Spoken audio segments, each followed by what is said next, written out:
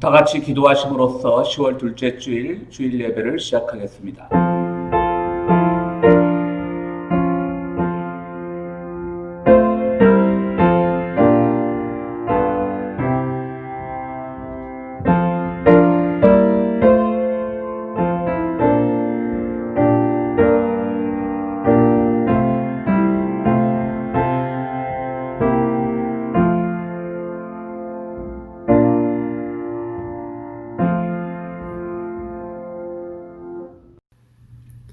기도하시겠습니다. 내가 사망의 음침한 골짜기를 다닐지라도 해를 두려워하지 아니함은 주께서 함께 하심이라. 할렐루야. 사랑의 주님, 저희 인간들은 요즘 코로나로 인하여 어려운 시절을 살아가고 있습니다. 때론 전염될까 두려움으로, 때론 경제적인 문제로, 그리고 일자리 문제로 이런저런 막연한 두려움 속에서 살아갑니다. 그래서 자살률도 높아지고 서로 해치는 일도 일어납니다. 이런 저희의 연약함을 불쌍히 여겨주옵소서. 저희가 이런 여건 속에서도 문제를 바라볼 것이 아니고 주님을 바라보게 하시고 주님 앞에 더욱더 가까이 가게 하셔서 두려움이 담대함으로 변하게 하옵소서. 그리하여 이 시기를 잘 이기게 하옵소서. 비록 지금은 코로나로 만날 수 없지만 우리 평화의 교회 교우들과 어르신들이 이 시기를 잘 이겨낼 수 있도록 도와주옵소서. 매일 말씀을 전하시는 김기대 목사님과 예배 준비를 위해 애쓰시는 분들을 위해 주께서 은혜를 베풀어 주옵소서. 감사를 드리며 예수님의 이름으로 기도했습니다. 아멘. 한 주간도 평안하셨습니까? 오늘도 하나님 앞에 예배하는 예배자의 모습으로 저희들이 서 있습니다. 계신 곳에서 다 함께 같은 마음, 같은 생각으로 찬양하고 함께 예배했으면 좋겠습니다. 함께 찬양할까요? 사랑하는 나의 아버지 이름 높여 드립니다. 함께 찬양하겠습니다.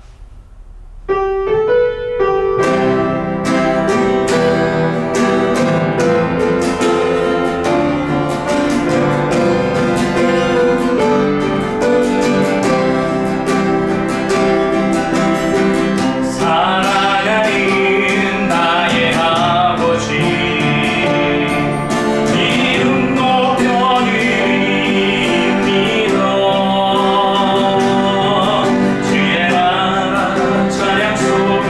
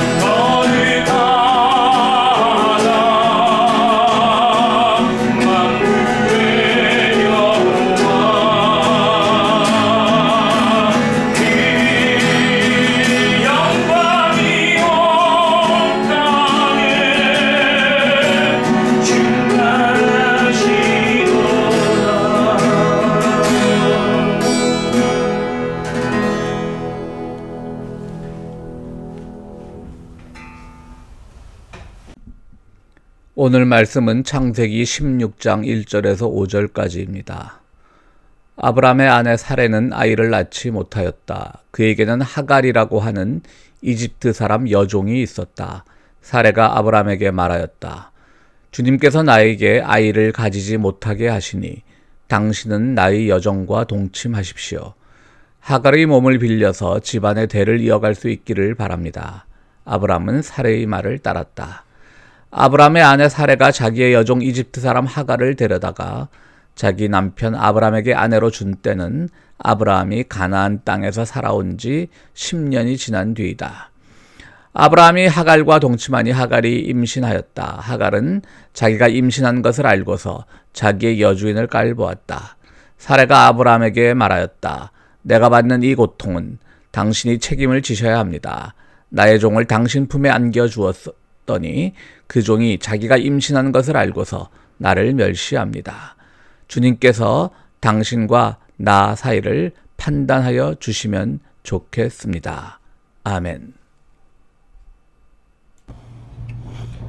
어느 산간마을에서 농사 지은 것을 장터에 대답하는 농부 부자가 있었습니다. 장터가 열리는 날이면 그들은 아침 일찍 출발해서 저녁쯤 장터 근처에 도착해서 여인숙에서 짐을 풀고 그 다음날 아침에 장사를 시작하는 것이 늘 해오던 일이었습니다. 그런데 그날따라 아버지가 매우 아침부터 늦장을 피우는 겁니다. 애가 다른 아들은 아버지에게 빨리 가자고 이렇게 채근을 합니다. 결국 두 사람은 길을 나섰고요. 그런데 가던 길에 아버지가 이웃에 있는 큰아버지 댁에, 그 형님 댁에 좀 둘러서 안부나 여쭙고 가자고 합니다. 아들은 또 화가 났습니다. 지금 안 그래도 아버지 댁가 늦잠을 피워서 늦었는데 빨리 가야죠. 하지만 아버지는 형제간의 우위도 중요하다면서 아들의 채근을 듣는 둥 마는 둥 하면서 큰 댁에 둘러서 또 인사를 하고 갑니다. 또 가던 길에 소가 수렁에 빠진 것을 보고 한 농부가 그 소를 끌어내기 위해서 낑낑대는 모습을 참다 못해 또 아버지는 도와줍니다. 아들은 그것도 못마땅합니다. 그러자 아버지는 사람이 살다 보면 누군가와 항상 도우면서 살아야 된단다 라는 말로 아들을 달래고서는 또 그 일을 하느라 시간을 많이 낭비합니다. 결국 도착은커녕 중간쯤 가서 결국 여인숙의 짐을 풀었고요. 아들은 불만이 이제 머리끝까지 찼습니다. 아버지, 평소 같으면 이것이 우리 장터 근처에 와서 그 근처에 있는 여인숙의 짐을 풀어야 되는데 이게 뭡니까? 내일도 반나절은 가야지 도착하겠습니다. 그리고 이제 아들은 화가 나서 잠이 들었는데요. 그 다음날 아침 이제 또 아버지와 아들은 장터를 향해서 길을 나섭니다. 그런데 그 장터가 열리는 마을에 도착할 때쯤 산등성에서 보니까 마을에 먹구름이 가득한 겁니다. 아들은 또 화가 났습니다. 아버지 이른 아침부터 장사를 시작해도 팔까 말까인데 이렇게 오후 늦게쯤 도착하니까 또 저렇게 먹구름이 끼었으니까 우리는 오늘 장사는 망했습니다. 이번 장사는 망했습니다. 투덜댑니다. 그런데 나중에 알고 보니 그곳은 히로시마였습니다. 그들이 본 먹구름은 먹구름이 아니라 바로 원폭이 만들어낸 그 연기였고 구름이었고 그들이 만약 제때 도착했다면 그들도 원자폭탄에 희생이 됐을지도 모릅니다. 이것은 제가 오래전에 어디서 읽은 얘기인데요. 요즘은 이제 인터넷 시대가 되니까 어떤 근거가 불투명한 이야기들을 예화로 쓰면 좀 가짜 논쟁에 휘둘리게 됩니다. 그래서 이것이 분명히 제가 이런 이야기를 읽은 기억이 있는데 출처가 명확치 않아서 인터넷에 검색을 해보니까 아무래도 찾을 수가 없었습니다. 그러니까 여러분들 이것이 뭐 사실이라고 내가 말 못하겠습니다. 또 1945년대 히로시마에 그 산간에 그렇게 하루를 걸어서 히로시마 장터에 가는 일들이 있었을까? 그때 이미 자동차도 있었을 때인데요. 물론 농부들은 자동차가 없었겠지만 버스를 타고 갈 수도 있고 우마차를 타고 갈 수도 있고 어쨌든 좀 현실성이 떨어지는 이야기는 하지만 뭐 여러분들이 이 이야기가 주는 이 우화가 주는 의미는 알겠죠. 뭐든지 서두른다고 능사는 아니라고 하는 겁니다. 다시 한번 말씀드리지만 출처는 불분명한 히로시마 농부의 이야기입니다. 그런데 제가 이제 출처를 찾기 위해서 여러 가지를 검색해 보다가 아주 놀라운 사실을 하나 발견을 했습니다. 히로시마, 농부, 여러 가지 키워드를 넣어서 적어도 이제 설교 시간에 사용되는 예화는 근거가 불투명하면 안 되니까 막 찾다가 노력을 해보니까요. 히로시마 농부한테 아주 재밌는 사실이 하나 발견이 됐어요. 히로시마 지역에는요, 사키오리라고 하는 하나의 그 직물 제작법이 있다고 합니다. 그것이 히로시마 농부들이 만들어낸 직물 제작법인데요. 뭐냐면 그 오래된 옷들, 천가지들, 옷가지들, 뭐 섬유들, 헝겊들을 모아서 그것을 아주 얇게 찢어서 그것으로부터 실을 직조해내는 그런 실 직조 기술을 히로시마 농부들이 개발을 해서 그것을 사키오리라고 하고 세계 환경운동을 하는 사람들한테 이것이 아주 유명한 실 직조법이라고 합니다. 뭐 이것이 아까 제가 말씀드린 그 근거가 불투명한 예화와는 직접적인 관계가 없지만 어쨌든 그들은 또 뭐 원폭 이후부터 있었던 일인지 원폭 이전에 생긴 것도 명확하지 않지만 어쨌든 세상 곳곳에서는 이렇게 환경을 생각하고 또 이 속도가 아주 만능의 시대에서 속도를 좀 늦추고 그들만의 삶을 영위하는 사람들이 참 많구나 생각을 해봤습니다. 지금은 참 속도가 모든 것을 좌우하는 시대입니다. 뭐 가전기기가 리모컨 하나로 다 작동이 됩니다. 그 유명한 그 뷰티풀 마인드라고 하는 영화도 있고요. 원작 소설은 아니죠. 그 뭐냐면 누구의 얘기하냐면 수학자 존 내쉬라고 하는 사람의 이야기입니다. 오랫동안 프린스턴에서 있었던 사람인데 이것이 이제 러셀 크로라는 배우가 그 수학자 역할을 맡아서 한 2000년대 초반에 영화화도 됐습니다. 근데 이 사람이 아주 천재입니다. 수학자인데 노벨 경제학상을 탔습니다. 근데 노벨 경제학상을 탄 그 논문이 그 사람이 20살 때 쓴 논문인데 50년이 지나서야 그 진가를 인정받고 그 사람이 거의 70세가 다 돼서야 노벨 경제학상을 받았던 것이죠. 이분은 그만큼 천재였는데 바로 천재였기 때문에 하나의 고통이 뒤따랐습니다. 그 고통은 뭐냐면 이분이 한 30년 이상 정신분열증에 또 과대망상증에 시달려왔던 사람입니다. 그 영화에 보면 실제 삶이기도 하겠죠. 그 안에 아주 헌신적인 노력이 있어서 이분을 끝까지 보듬으면서 결국 노벨상을 탈 만한 학자로까지 그렇게 그를 잘 보좌했던 건데요. 그 영화에 보면 이런 장면이 나옵니다. 이제 이분은 자기가 천재란 걸 아니까 늘 자기가 뭐 CIA나 이런 데서 자기를 뭐 도청하고 미행하고 뭐 암살하려고 한다는 그런 과대망상에 시달려 있던 사람이었어요. 그래서 CIA가 안내한 어떤 방에 갔는데 거기 TV가 있어. TV는 그 당시도 있었으니까. 그런데 리모컨이 있어요. 뭔가 하고 눌러보니까 TV 화면이 이렇게 채널로 돌리지도 않았는데 막 움직이는 거예요. 나중에 보면 그것이 그 사람의 망상 속의 이야기지 실제 이야기는 아니었다는 거죠. 무슨 의미인고 하면 이제 이분은 리모컨이 없던 시절에 살았는데 그 리모컨이라고 보니까 신기한 물건이에요. 그러니까 망상 속에 앞으로 다가올 세상에는 이런 리모컨 같은 것들이 있을 것이다라고 하는 그 망상을 가지고 있었던 거죠. 실제로 이 리모컨이 만들어지기 전인데요. 그처럼 천재의 머리에서나 가능할 법했던 리모컨이라는 것이 지금은 사실 이제는 뭐 신기술도 아니죠. 요즘은 뭐 저는 아직도 리모컨 세대입니다만은 뭐 지금 젊은 세대는 리모컨도 사용하지 않죠. 뭐 스마트폰 하나면 다 되는 것이고 또 그냥 음성으로 여러 가지 음성을 전달해주는 그 기기들을 이용해서 음성으로 하면 뭐 TV 켜 하면 TV 켜는 것이고 오늘 내 일정 소개해줘 그럼 내 일정 다 컴퓨터가 말해주는 것이고요. 리모컨도 필요 없는 시대가 되었습니다. 그러니까 디지털 막 속도가 빠른 시대입니다. 리모컨 어디 뒀지? 뭐 말씀드렸듯이 저는 아직도 리모컨을 찾는 세대입니다만은 그런 시대도 아닌 거죠. 누워서 그냥 말 한마디만 하면 다 되는 겁니다. 그만큼 속도가 중요한 겁니다. 미국의 long now, 그러니까 긴 지금, 아주 긴 지금이라고 하는 나오는 순식간인 건데요. 지금 막 지나가는 건데요. 긴 지금이라고 하는 재단이 있습니다. 이것은 1990년대 후반에 만들어진 재단인데요. 대부분 이 재단을 만든 사람들이 그 당시 1990년대 후반 기준으로 IT 쪽에서 굉장히 앞서가던 사람들이 이 재단을 만들었습니다. 재단을 만든 이유는 너무나 우리가 속도, 자기들이 이제 속도전에서 가장 선봉에 서 있던 사람들은 이제 속도가 주는 그런 위험함을 아니까 속도를 좀 줄이자라고 해서 그들은 사막 지역의 하나의 지금 프로젝트를 지난 98년부터 추진 중인데요. 이들은 뭐 한 번 똑딱거리는데 1년이 걸리고 또 쾌종 시계가 종 한 번 치는데 100년, 또 뻐꾸기 시계 있지 않습니까? 뻐꾸기가 튀어나오는데 1000년이 걸리는 그런 느린 시계를 지금 만들고 있다고 합니다. 속도를 가지고 먹고 살았던 이런 디지털 전문가들이 이제 비로소 이제는 속도의 한계, 속도의 모순을 발견하기 시작했다고 할 수 있는 것이죠. 물론 우리가 살아가면서 속도는 중요합니다. 그렇지만 모든 것이 다 속도로 결정되는 것은 아닙니다. 오늘 본문은 기다리지 못하고 서두르다가 오히려 화를 자초한 아브라함의 이야기가 기록되어 있습니다. 창세기 12장에 보면 하나님께서 아브라함에게 큰 민족의 아버지가 되고 내 후손이 모리알처럼 많아질 것이라고 이렇게 얘기를 합니다. 그런데 실제로 어디 그렇습니까? 그렇게 되지 않았습니다.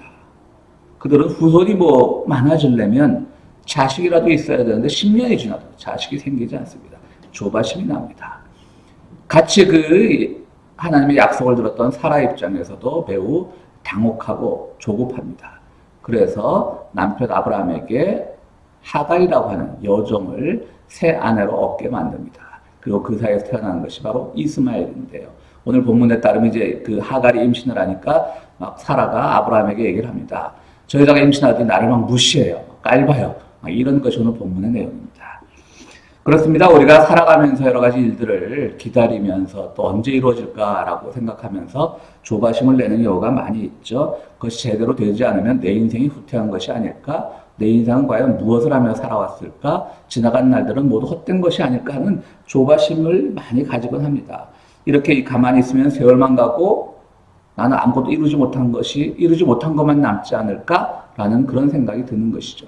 특히 요즘과 같은 이런 코로나 시절에 모두 일이 천천히 되고 사람들도 만나지 못하고 삶의 의욕도 떨어지는 것 같으면 이런 생각들이 더 깊어지는 것 같죠.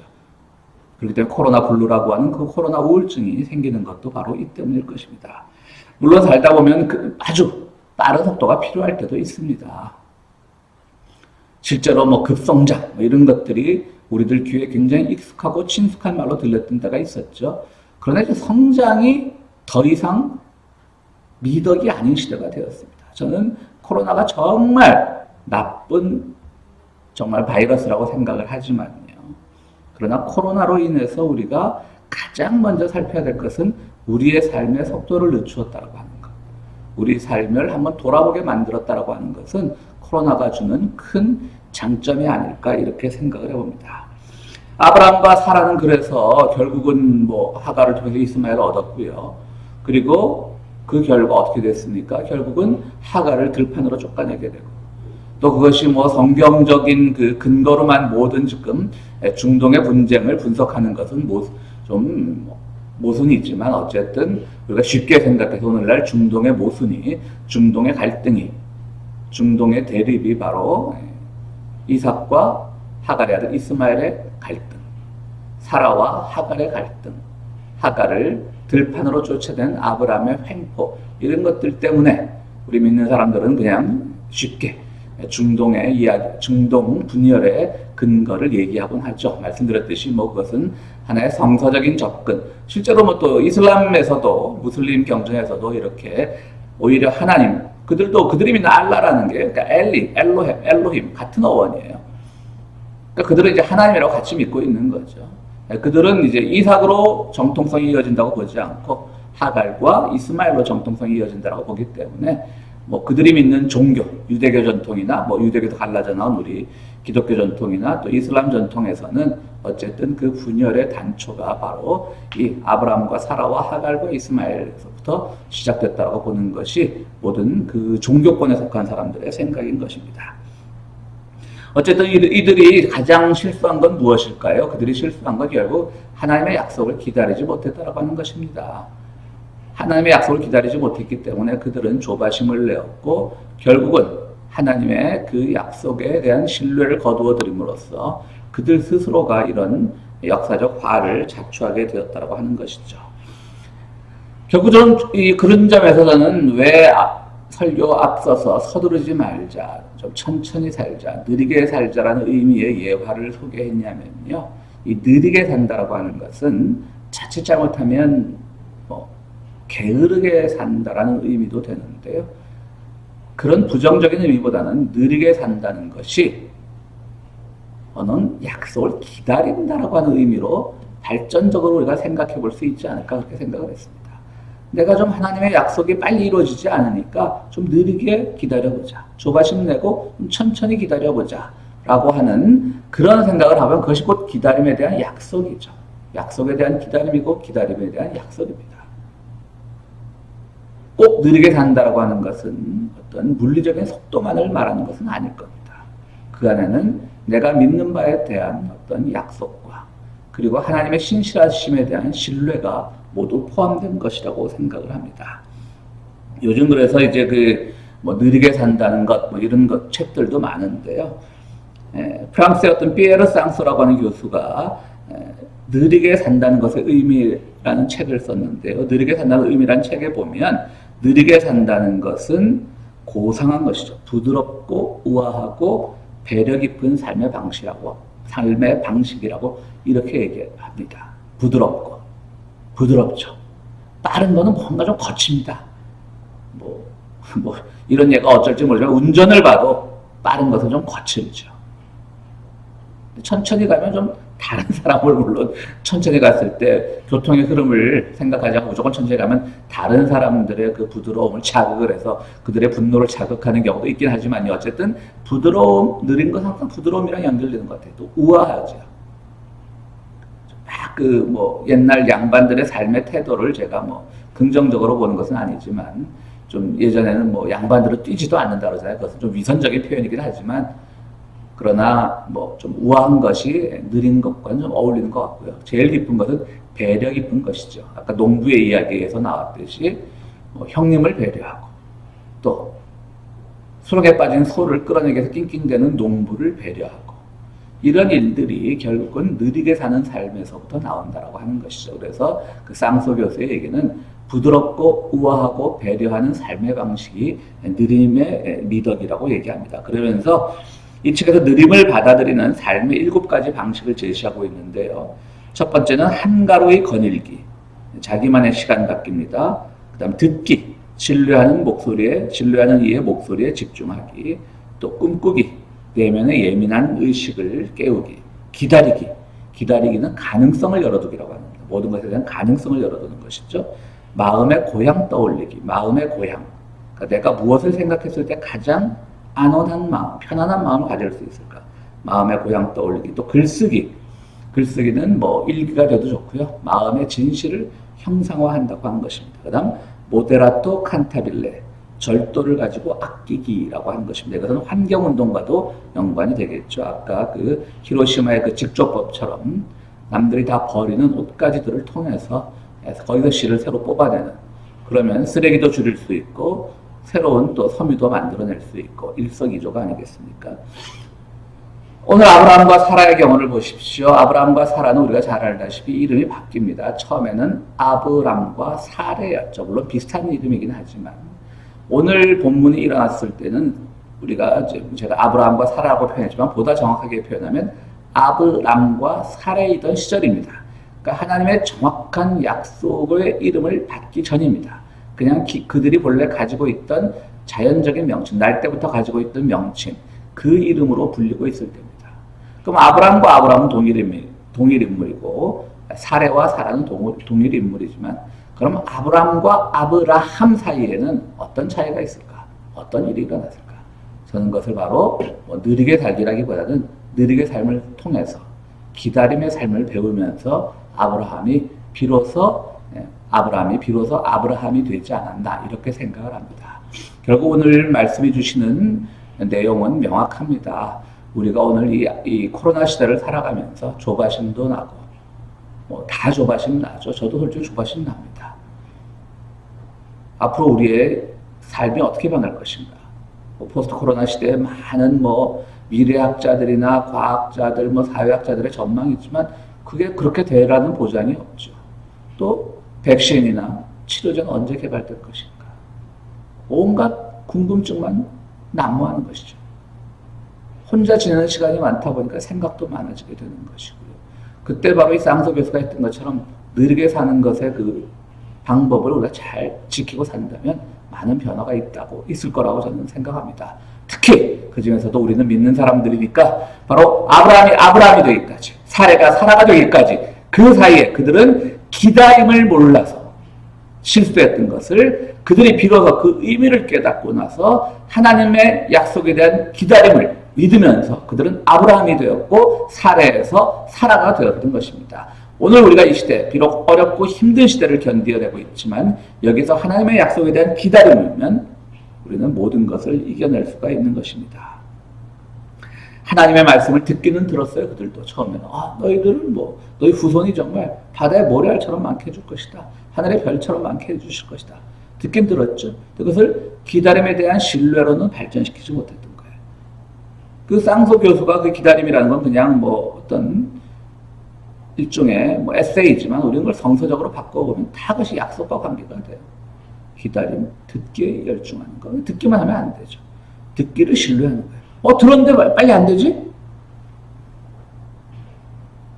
말씀하셨으면 빨리빨리 실천해 주셔야지. 빨리빨리 선물해 주셔야지. 빨리빨리 은혜를 베풀어 주셔야지. 라고 하지 않는 것이죠. 거기에 한번 기다림의 단계를 더 집어넣으라고 하는 것입니다. 여러분 요즘 어떻게 지내십니까? 여러분의 문제를 놓고 걱정하는 시간이 많으십니까? 걱정하는 것의 결과는 서두름이며 실패입니다. 기도하며 기다리는 시간이 많으십니까? 그 결과는 하나님의 약속이 이루어지는 것입니다. 하나님의 음성을 듣도록 노력하십시오. 마음이 조급해지면 가족끼리 서로 격려하며 기도하실 때입니다. 그러면 조급한 마음이 사라지고 소망을 갖고 기다릴 수 있게 될 것입니다. 우리 개인과 가정을 위해서 기도할 뿐 아니라 교회와 사회와 우리가 살아가는 이 나라와 우리의 고국과 더 넓게는 지구 공동체를 위해서 우리가 기도할 때 하나님의 놀라우신 뜻이 계속해서 우리에게 작동하고 있음을 우리는 발견하게 될 것입니다. 그때 우리는 하나님의 음성을 듣고자 하는 우리의 소망이 이루어지는 그런 체험도 함께 느끼게 될 것입니다. 오늘 본문에서 아브라함과 사레라고 하는 그 이름이 아브라함과 사라로 바뀔 때까지 그 안에는 바로 약속에 대한 신뢰와 기다림이 있었다는 것을 생각하면서 오늘 우리 평화의 교회 성도들께서도 모두 듣고 소망하며 기다리면서 아브라함과 사레라는 조급한 마음을 벗어버리고 아브라함과 사라라는 새 이름이 가졌던 그런 믿음을 가질 수 있도록 기도하는 여러분들이 되시기를 간절히 바랍니다. 함께 기도하시겠습니다. 거룩하시고 자비로우신 아버지 하나님, 오늘 우리는 참으로 어려운 시대를 보내고 있습니다. 조급합니다. 불안합니다. 미래를 알 수 없습니다. 그러나 주님, 그럴 때일수록 우리의 조급함을 주님께서 다독여 주시고 하나님의 약속에 대한 신뢰를 가지고 기다릴 수 있는 우리가 될 수 있도록 함께하여 주시옵소서. 기다리는 모든 이들에게 조급함보다는 약속의 말씀을 주시고 약속의 말씀을 듣기보다는 들은 뒤에 신뢰하며 더욱더 기도하는 중에 응답을 바랄 수 있는 그런 느긋한 신앙도 우리들에게 허락하여 주시옵소서. 주님의 말씀을 들으면서 함께 온라인을 통해서 예배를 나누면서 교회를 늘 걱정하고 기도하고 또 헌신한 모든 이들의 노고를 주님 축복해 주시고 그 가정 위에 그 개인의 건강 위에 주님의 은총을 더하여 주시옵소서. 예수 그리스도 이름으로 기도드리옵나이다. 아멘. 예, 교회 소식 전해드리겠습니다. 뭐라고 전해드릴까요? 교인들의 소식 중에 늘 말씀드리지만 어렵거나 그런 소식은 전해지지 않습니다. 혹시라도 제가 모르는 것일 수도 있는데요. 여러분들 정말 어렵고 힘든 일이 있으면 개인 교회 공동 카톡방이나 어렵더라도 저한테 연락해 주시면 함께 나누고 함께 기도하고 제가 또 여러 가지 도움의 방법이 있으면 그 도움을 찾는 길을 발견하도록 노력해 보겠습니다. 요즘 코로나 사태가 가라앉을 듯 하다가 다시 심해지고 한 나라의 그 위정을 책임지고 있는 대통령이라고 하는 사람이 코로나에 걸린 것은 걸릴 수도 있죠. 그럼 치료도 대통령이니까 최고의 치료를 받아서 자기 말대로 하면 다 나섰다라고 하는데 정말 더 이상 말은 하지 않겠습니다. 그것이 정말 하나의 국가 지도자가 보여주는 모습인지는 전 여러분들 우리 교인들 누구도 동의하지 않을 줄로 압니다. 아무튼 이 코로나가 안 그래도 어려운데 정쟁의 도구로 쓰이고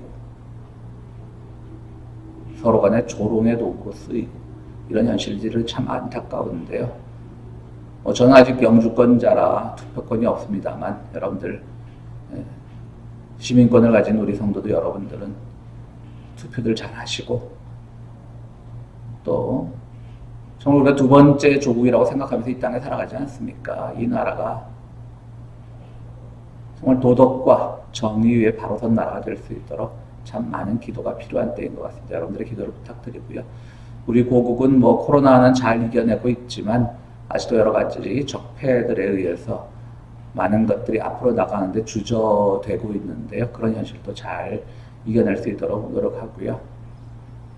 어제 여러분 다 보셨겠지만 북한의 그 창건절 행사에서 보여주었던 그런 신뢰를 향한 제스처가 단순한 제스처가 아니라 정말 민족 공동체를 살리기 위한 제스처라고 생각합니다. 여러분들 또 우리 고국의 평화를 위해서도 함께 기도해 주시기 부탁을 드립니다.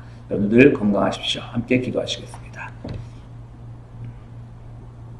지금 우리에게 부활의 영광을 기다리도록 가르쳐 주신 예수 그리스도의 은총과 우리 세상 살아갈 동안 늘 좋은 것으로 채우시는 하나님의 극진하신 사랑과 성령님의 감화 감동하심이 오늘 느리게 산다는 것이 단순히 물리적인 속도의 느림이 아니라 바로 약속에 대한 신뢰, 약속에 대한 기다림이라는 것을 믿고 늘 하나님의 약속을 기쁨 중에 기다리기로 다짐하는 우리 모든 성도들 위해 지금으로부터 영원토록 함께 하시기를 축원하옵나이다. 아멘.